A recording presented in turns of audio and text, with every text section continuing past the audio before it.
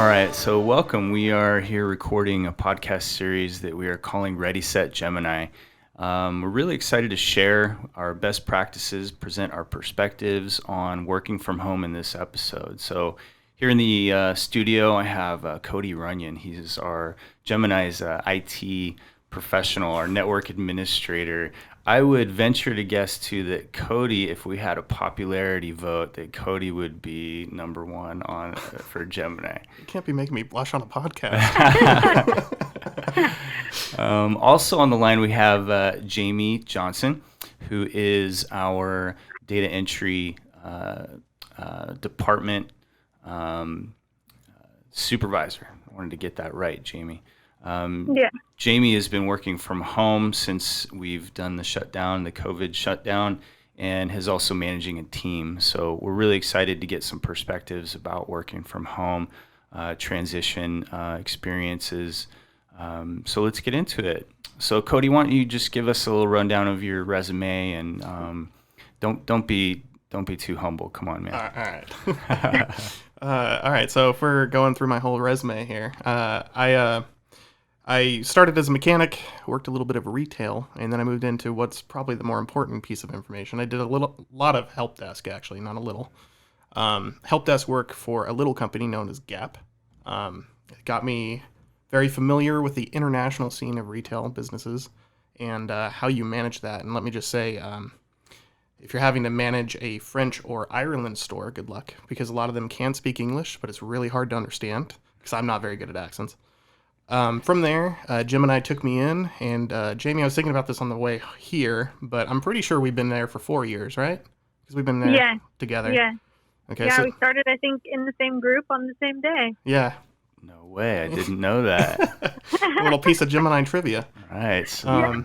I started in accounts receivable. I tried my best to collect as much money as possible and found a love for it that I didn't think I would find, mostly because I like arguing, apparently. Not in person. Everyone that knows me knows I don't like to argue, but over emails and stuff, sure, why not? After I got a little tired of arguing, there was a place opening up in IT. And I was like, hey, I used to do that. Let me try it. And I figured out I'm pretty good at it. So I worked with my manager, who just recently departed. We had a great work relationship, pretty well balanced. And because of that, I got pretty well integrated into the culture where I used to be kind of siloed away in my own department. So I don't know. I'm pretty comfortable at Gemini. It's great. It's like every time I walk around a corner, everyone always says hi to me. And Dan's right. I do feel a little popular. You know, all that time in high school not being the popular guy. Ha! Showed you. But no, for reals, it's great. Yeah, you're touching all departments. You're the guy with the cape when the printer doesn't work. Yeah, I get when to be the hero. The keyboard doesn't work. The hero and the goat sometimes. Yeah, that comes up too. Yeah. Dang it, Cody, what'd you break now? That kind of thing. And I do break a lot. And personally, I think you just have an interest in technology, right? Mm-hmm. Yeah, that part of my resume is kind of weird because where I really got my love for technology is my parents. I don't know how this happened because we were not well off, but they bought an old Windows 95 computer, and I looked at that thing and I was like, I want to take that apart because my dad was a mechanic. He took cars apart. I was like, I can do a computer. It's not the same. That's what I learned. But I put a love of technology in for me, and I've been building computers and customizing them ever since, and learned my way around software that way too. Got it. Gaming. Oh, yeah. I'm a nerd all the way through. Anything related to nerds, I've done it and am actively doing it. Video games, I'm super into movies. You know, I play Dungeons and Dragons. It's ridiculous. Very cool. Great. And Jamie, why don't you give us a quick rundown of your resume and your experience? All right. Well, I actually went to college to be a PE teacher. I really enjoyed wanting to instill the love of physical activity into our youth. I really had a passion for that. And in my first year of teaching, I found that I loved doing that, but I didn't want to be a teacher for 30 years. It wasn't something that just got me up in the morning. And I didn't really understand why, because I loved fitness and I loved kids, but I just didn't understand why those two weren't connecting. And so while I was still teaching, I was leading some youth groups with my church, and I fell into the college age, and I loved connecting with the college age people. I loved talking with them and helping them figure out what they wanted to do. And while I was doing that, I realized, okay, I'm going to need an office job. I was looking for something to get out of the teaching industry, but into something that would set me up for, pretty much long term. And I knew somebody in the company that worked at Gemini and loved working there. And so, like Cody said, we started in the accounts receivable department, and the same as Cody, I really excelled, and I actually loved arguing. And I think that's because I'm a type A personality, and I really just will go for it. And, I guess asking for money worked out for me. So, once I found Gemini, I realized, man, I think I can stay here. And as opportunities come up, I just took them. I'm a go-getter. I'm determined. And pretty much any opening that was in a different department, I went for. I wanted to learn everything I could and get that experience. And it really just kept me driving forward. So I then moved into order entry. Was working there for about a year until a position in client support opened up. Moved over to client support for a few months until a supervisor position was needed in order entry. And at that time, I had only been working at Gemini for 2 years.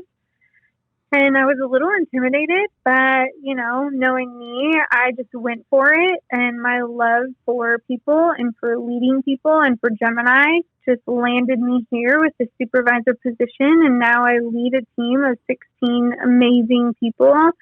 And, we are like the front line in what Gemini does. We find where those locations are that we need records from, and we figure out the best way to serve the subpoenas. I mean, for some people that might not just really get them going, but I love leading the team in that direction of doing that for Gemini. Gotcha. And you've been doing a great job, by the way. This Thank is you. an opportunity for me to tell you both. I appreciate you, and that's why you're here. I'm really glad to have you both. So let's kind of get into the topic here in the content. So about last year we started to work up a contingency plan for the company. Any sort of natural disaster. We had the fires. We had the fires here in California, in Northern California, that really kind of put a lot of businesses on edge. Power outages, those sorts of things were a concern for us. And our goal is to stay up and running and continue have the ability to continually serve our clients no matter what. And I didn't see a reason that those things would or should stop us or slow us down. So we started to launch a contingency plan that included getting people working from home. And Cody, do you recall that from last year? What were some of the things that we started to put into place last year? So it's been kind of easy. Because Gemini already does remote work. Specifically, we have people, we have our field department who goes and gets records. So the foundation was already kind of laid for us from before even that. And the real hard part was figuring out equipment and how we were going to get it home. We had to draft some contracts, because you always got to cover your legal basis. So that stuff was, I think, the thing that slowed us down the most. Otherwise, we just integrated these remote workers directly into our external RDS. That's a remote desktop service for anyone wondering. So they just basically log into a remote server and do most of their work functions through that. Anything that is not on our network, not a file share or our FileMaker program, you can use a local machine that they take home with them. So laying that foundation, it was really easy.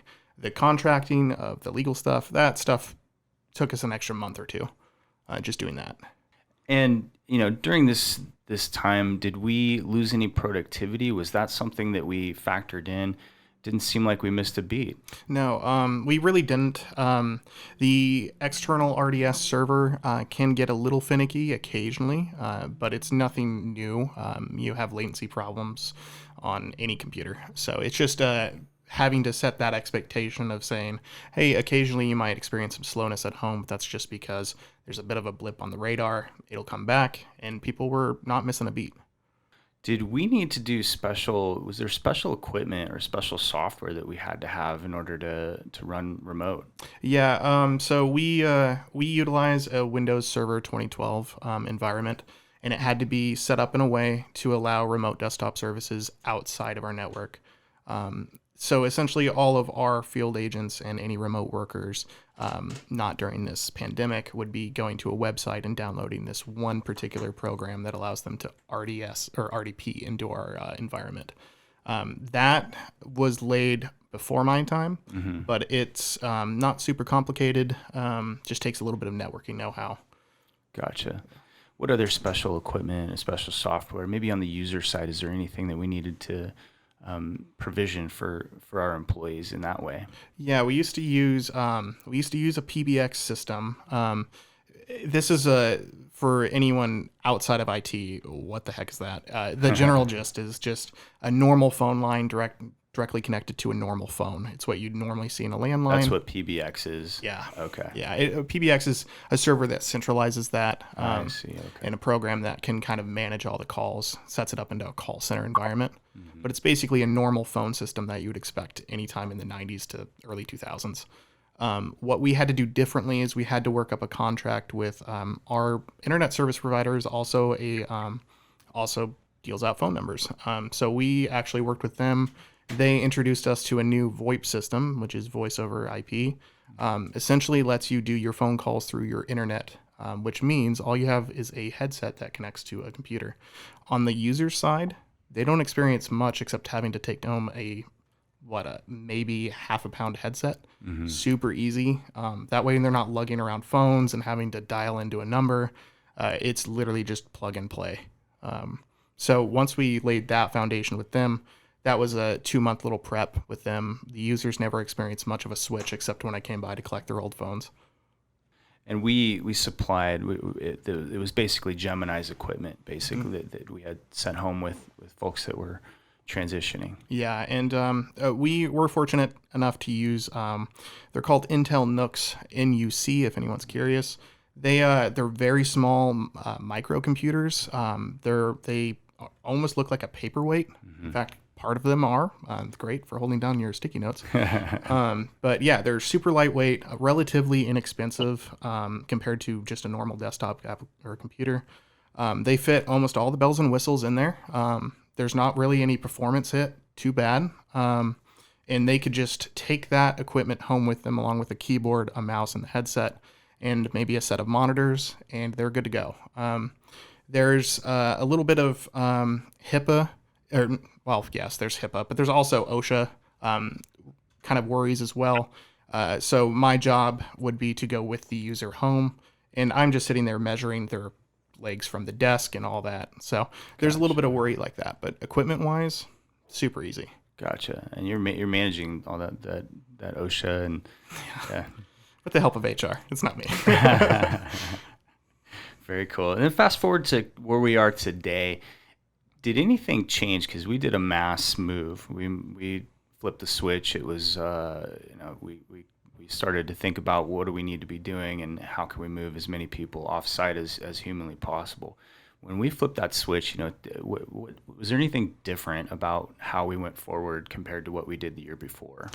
Yeah, there is always, when you're dealing with that level of migration, we had to approach it differently. For one, sending, I think right now, I might be wrong here, but I think we're at 63 people home that used to be working from an office. Sending 63 people home in the span of 3 weeks is hard. So I had to reevaluate how we were doing it. And the first thing I nixed was they can't take all of their computers home. They can't take all of their monitors home. That's too much equipment to track. So I had a limited number of work laptops that we used as backups. And so anyone that didn't have home equipment, they would take a laptop home. The other thing that people would have to do is I set them up in an account called with an account called LogMeIn, and we utilize a service in IT that allows me to remote into anyone's workstation. It doesn't matter if they're on the domain or not, and they could show me an issue. I could fix it remotely. So essentially, what I did is I made a very bog standard account for each user, and they're remoting directly into their workstation at work, as opposed to the external RDS that I have set up for other remote workers prior to this.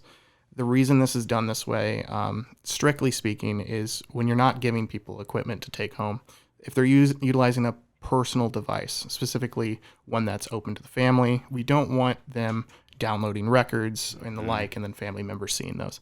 So the way around that was to restrict their downloading and give them another way to view it all. So instead of using an external RDS and worrying about CALs, which are licenses for the RDS, and spending more money that way, I instead made them this account, and they just remoted into their workstation from just a quick little application. Each team I sent home, I think, Jamie, yours was only 8 people? Yeah, because I already had 4 working from home previously. Yeah, so Jamie's team was a little smaller, 8, but I did as much as 12 to 15 in one sitting. Wow. That's a little stressful, just because you have that many people on a call. But I just grouped them all together. We wrote out a process guide, which Gemini excels at, with pictures. So they already had a foundation, and I'm on the call to just, when we're dealing with personal computers, you don't know if an antivirus is going to block something. So I'm there for that, and to help them through any little rough patches. It took me not the full 3 weeks of my time. I would say the first week was relatively slow. The second week sped up a lot more, and then the third week I'm just getting stragglers. So probably about 2 weeks and a couple odd days to work. Gotcha. Yeah, for 63 people. Wow, what a feat! And great job again. Thank you. Tell us about what foundations Gemini has that made this way easy, and what things have been hard. So the foundation that we had that made it easy was the LogMeIn setup. Keep in mind, this is all temporary, because this whole situation is temporary. But that was not originally meant for this purpose. It was set up for admins, so me and my old boss, to perform the work. And I flipped the script on it, found a way to limit it, and made it available to basic users connecting to their workstation and only their workstation at work. So that foundation was laid when we started working alongside a managed service provider by the name of Splice. We took them up to help us with backups and the like, and they provided this software, which has been integral to my job. So that foundation was laid about a year prior to this. So I call it, it's fortunate that we made that decision, that move at that time. Talk about good timing. That's the LogMeIn software? Yes. Okay. Yeah. What other pieces of software and hardware have made things exponentially difficult or exponentially easier? If we're talking difficult, right now my slow transition away from the current environment is to set up a VPN on our server. I am struggling a bit with that because that's brand new to our environment, and getting it all set up is going to take time. That's where my struggle is, and a VPN is what most businesses would utilize to join the network remotely. That's normally set in place for businesses 2 years, 3 years prior. They just utilize it all the time, and they have equipment that's just pre-set up in that way. So Gemini is moving in that direction. I want to be prepared if we ever have another COVID. So it's just, we don't even miss a beat. The next day they're home with that equipment. No questions asked. So help us understand why a VPN is better. A VPN is the current way that we do the external RDS server. It's intensive on that server. If we have, which we do right now, we have 25 people working remotely prior to COVID. If they're all on at the same time downloading, installing something, or more importantly, just perusing records using Google Chrome, those things take up resources. And with a shared resource like that server, you're looking at about 80% used on most times. So they're experiencing some lag there, especially at peak times when they're doing large downloads. So we want to move away from that eventually. So a VPN would let them use their own network for most downloading, except when it comes to very specific sites. I can say, hey, our website in this environment, we can just direct the traffic through Gemini because that's HIPAA compliant. But otherwise, they can utilize their own home network for the rest of it. So it keeps the burden less on Gemini's side. Gotcha. And Jamie, I'm going to go to you. Where have you've experienced this? We moved some folks off-site last year, and we've done this big mass off-site move this year. I'm curious what stands out to you most as the biggest win that we've had, and what has been the hardest and easiest thing that you've been dealing with.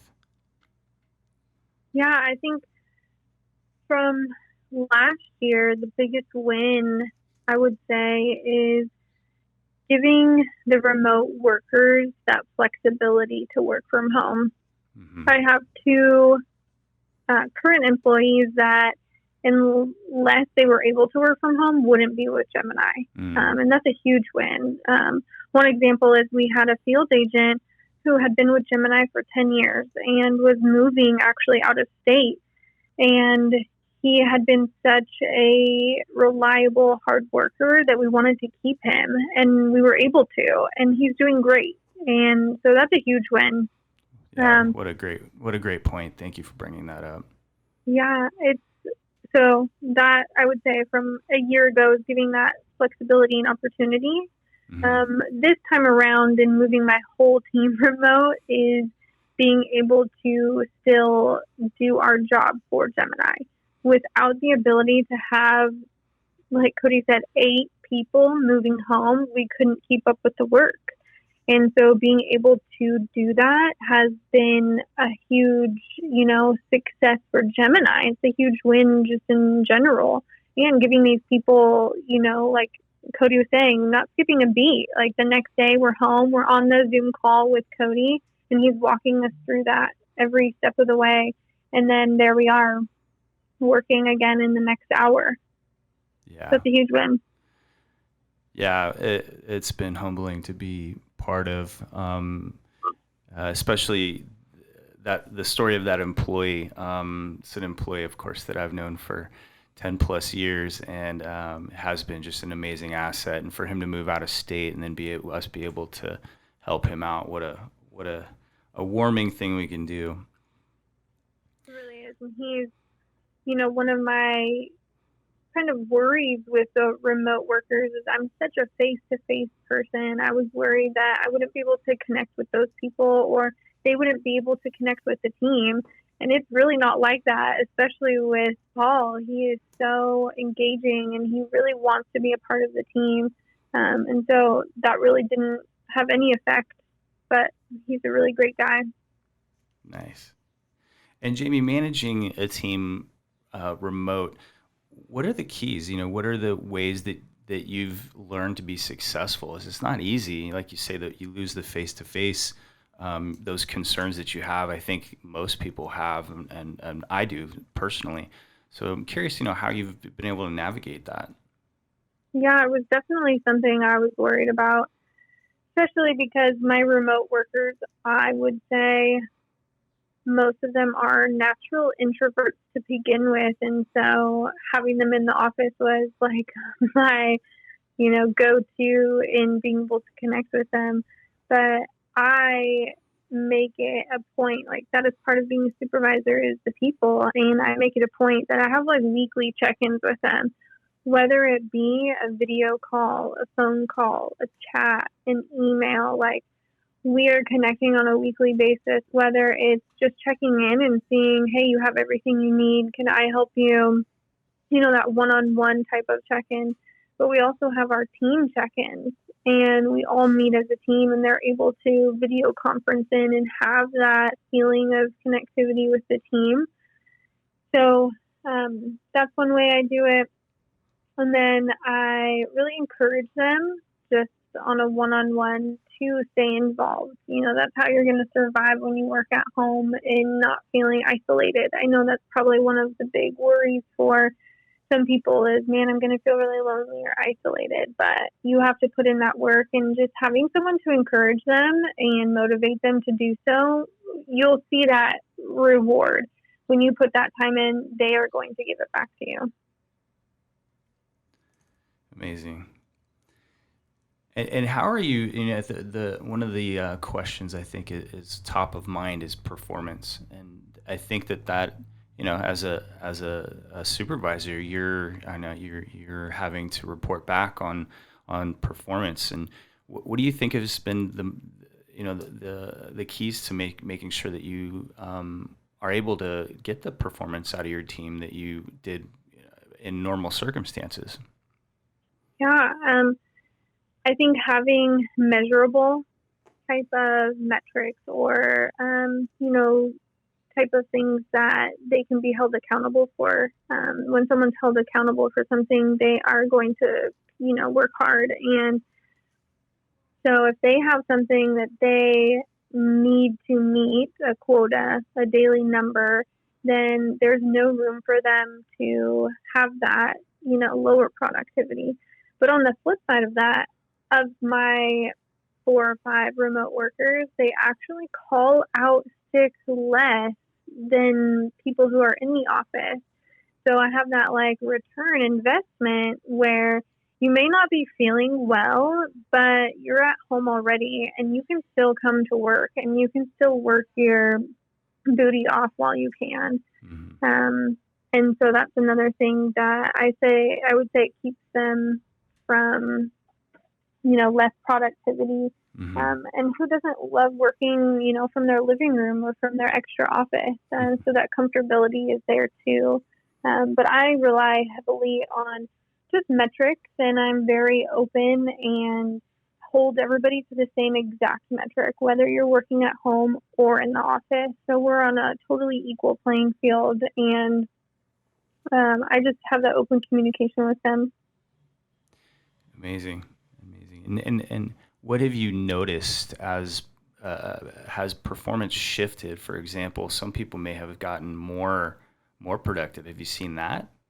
Yes, and I was actually really surprised. I'm not sure why I was surprised. Maybe because I'm just such an extrovert and social person. But even for myself, moving home, there's less distraction. We work in cubicles in the office, and my team is 17 people. And so when you have all of those bodies around you, that distraction is very tempting. You're just thinking, man, I just need that quick little minute break from what I'm doing. So I'll just turn around and, hey, what's, going on after work? What are you doing? You build those friendships and relationships, but that can be super distracting within that office environment.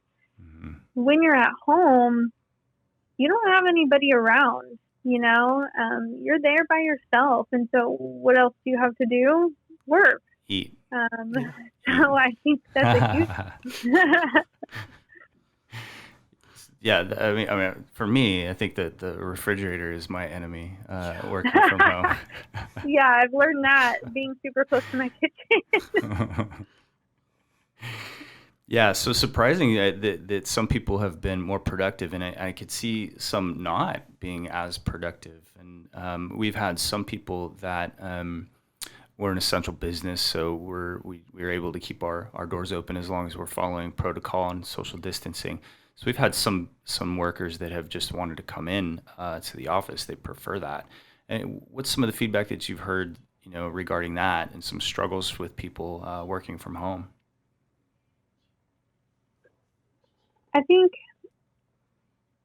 if you are used to working in that office environment and really without any preparation, you go to your house, you're missing out on that daily schedule, that interaction, that collaborative work. Because there are a lot of times where it is really nice just to turn around and say, hey, I have a question. And you get that face-to-face collaborative thinking. And if that person doesn't know the answer, somebody has been able to hear and say, hey, and you can jump in, and then it's a team effort.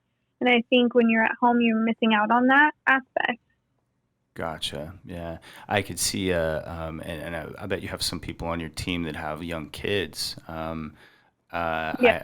I've talked to one individual in particular, and he's got a little toddler, poor guy, uh, Yeah. trying to work, and he's having to take care of his kid as they're needed. But how's that been going? I feel like people are adjusting, but maybe I mean maybe have some stories of people that are really adjusting to that well. It's funny that you bring that up because I have one remote worker who has about a 7-year-old at home, and he's not in school, so he's at home, Hmm. and she's used to working all alone at home all day, and so with him there, she's like, I try to set him up with his homework so that I can work, and she's like, I'm actually have been having him stay up until like midnight so that he sleeps in to like 10 or 11, so I don't even Wow. have Super to smart. have to keep him occupied or bribe him into doing his homework while I'm trying to work. So Nice. the change of sleep schedule for the parents, maybe Yeah. that's the key. There you go. That's some strategy. I like that. It's creative. Yeah. Some of this has been fun. I've enjoyed, and it seems like what I'm realizing is I don't look people in the face enough. Or do these video calls, and I'm like, oh, I'm looking at people's face, and that seems to be there. It is. It feels beneficial in that way. Definitely, I'm experiencing some problems with collaboration and creativity. At the same time, you're just finding ways around it. We still got to keep moving forward. Cody, what do you think has been the most enjoyable about this transition? So for me, this is a scary question to ask me because, unlike Jamie, I'm a super bad introvert. Hmm. Even though some people don't believe that in the office, I do tend to keep to myself, and I love my house. I love everything about who's in the house. So I've been on cloud nine in that sense. If this wasn't a pandemic with a very serious disease or virus, I Hmm. uh, I would be super happy. My wife, she's working from home, so I get to see her more. I do most of my work in an office upstairs, way too close to the cat litter, so that needs to be adjusted. But the it's in my own space. I keep notes to keep myself on track. Every morning as I'm drinking my coffee before 8 o'clock, I'm kind of writing down, hey, what are the major projects that I want to hit? And that just kind of sits next to my desk, and I just kind of hit those throughout the day, so I'm staying on target. Um, the great thing though is on Fridays. Fridays is couch day, which means me and my wife both go down to the couch and we sit together and work for the day. And that is the best feeling. Like we just kind of kick back and we're just working, we're doing our own thing. I get to listen to her on the phone, and that's a new experience. I listened to it when we used to work together in retail, but she's on a whole nother level now. And she gets to listen to me troubleshoot things. So she's learning IT things right now, and I'm learning how to sell washer machines. But on top of all that, I get to spend more time with my dog. She's been happier going on walks on lunch breaks. Mhm. And then my cat, he gets to spend the entire day in my lap, so he's on cloud nine too. The winners are the pets for Hmm. sure, for sure. Yes. Our dog is happy too. Yeah. What about Jamie? What has been probably the hardest thing that you've had to deal with since working from home? From your perspective as somebody that has started to work from home, but also your team, what do you think has been the most difficult aspect? I could speak for myself and the team. I would say, generally speaking, my team loves to be together. They love team activities. That's probably just because I'm such a such a genuine extrovert person. I love connecting with people. So Hmm. I love to and have instilled that in the team. So they love doing potlucks during lunchtime, and they hang out after work, and they've just really built friendships. So I think that's probably the hardest thing for me and for them is you don't have that, team aspect, the team hangout, if you will.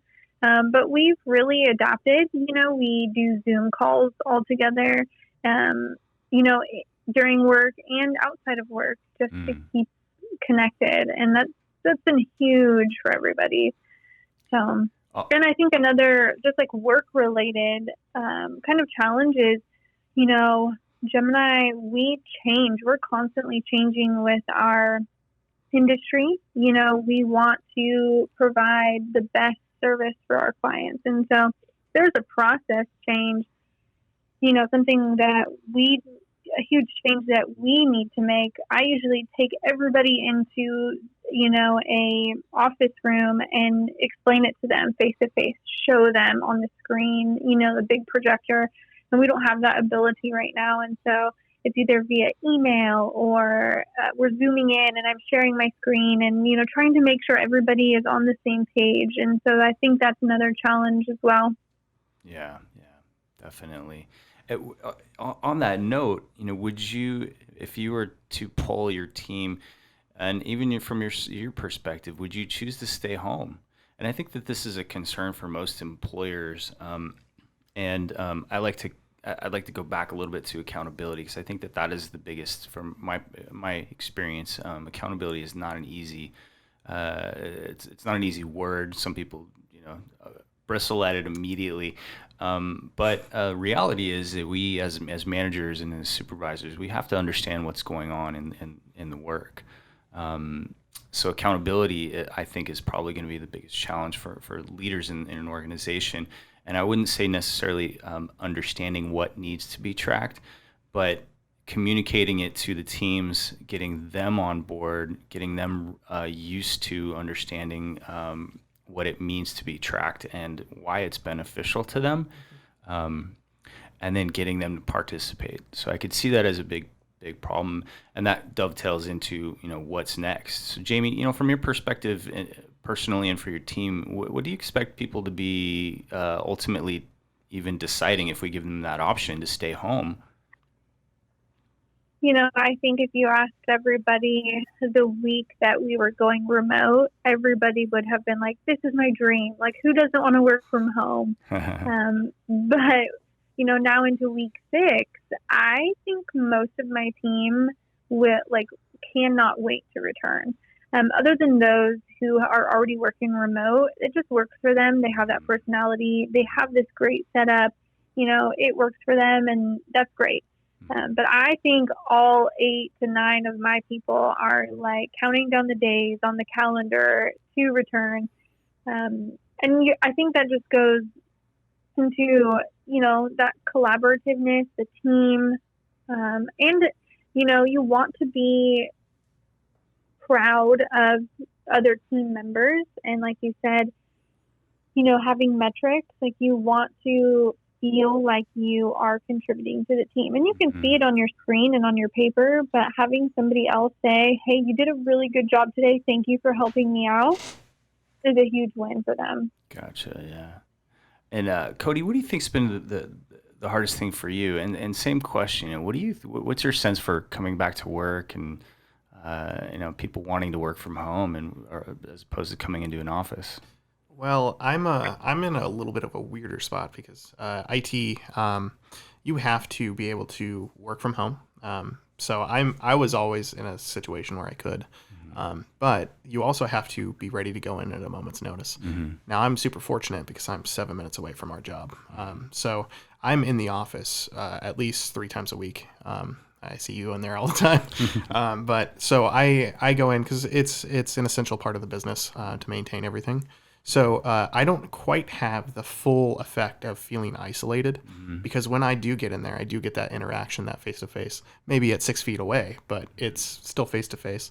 The hardest thing for me, though, has been I do and people I think are always wondering for someone that is so introverted, why I don't chat them and fix their issue as opposed to I stop by their desk. But I realized I really like to get to know everyone. I love everyone in our office, and just stopping by their desk and being like, yeah, click here, and you're done. And they love that little bit of time. And I love that little bit of time. And I've missed that for the last 6 weeks. everything that I've done has been through Zoom call, but a screen can only do so much. Just being able to like pat someone on the shoulder because they figured it out before I even got there, like that stuff is sorely missed. Definitely. But going forward, like I have enjoyed, the 2-minute commute from my bed to my office. That's been pretty great. But like I could see myself doing this intermittently, but not permanently. Yeah.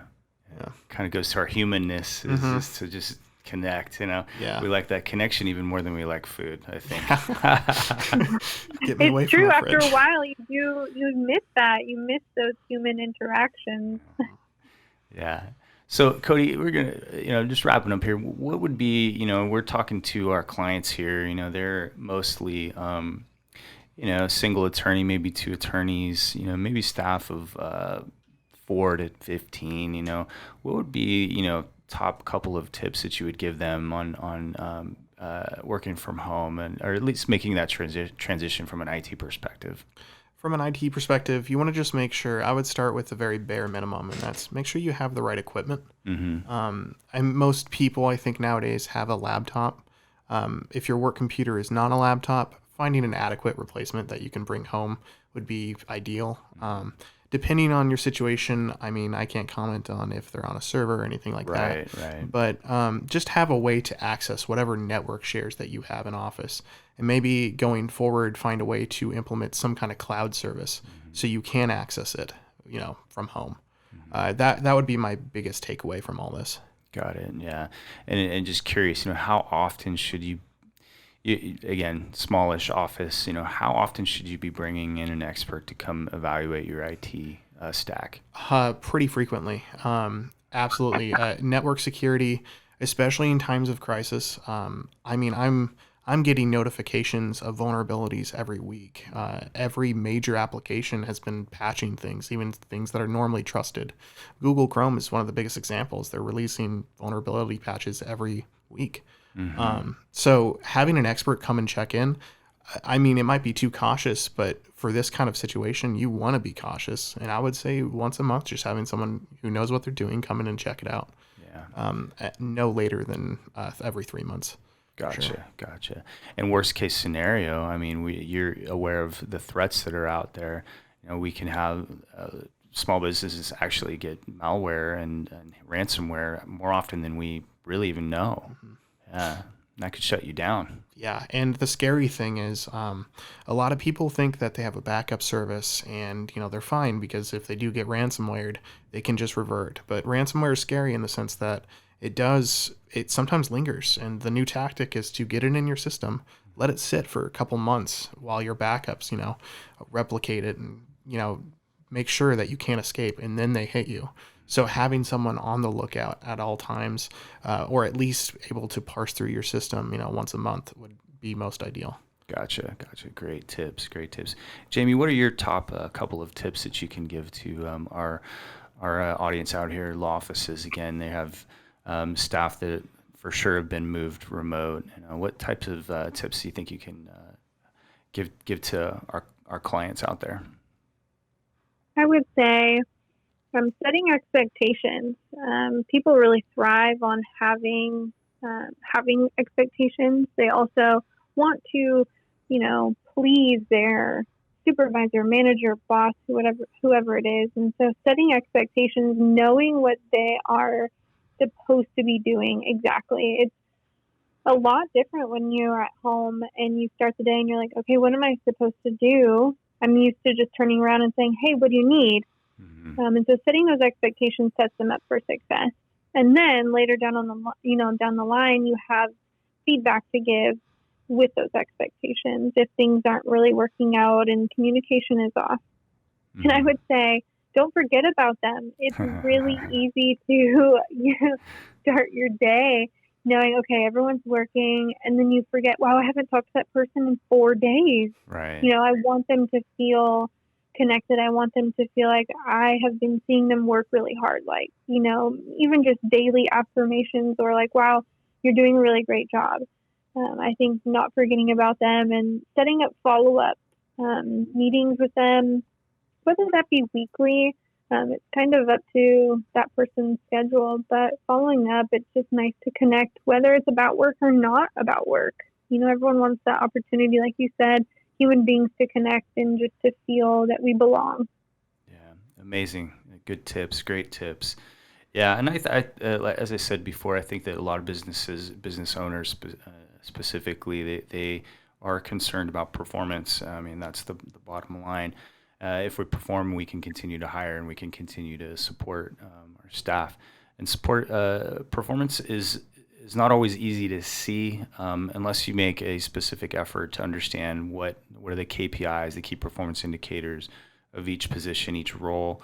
And then trying to get a culture of accountability, a culture of ownership.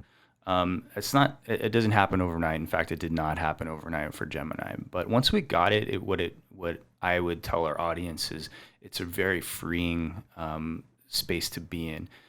Employees understand what's expected of them, and they rise to that challenge. So well put, Jamie. That was really good. So thank you guys for being on this show. This was really fun, and I think we got some valuable tips for our clients. We're really happy to share with them, share with our communities out here. And I just appreciate you guys and what you do, and Cody for president.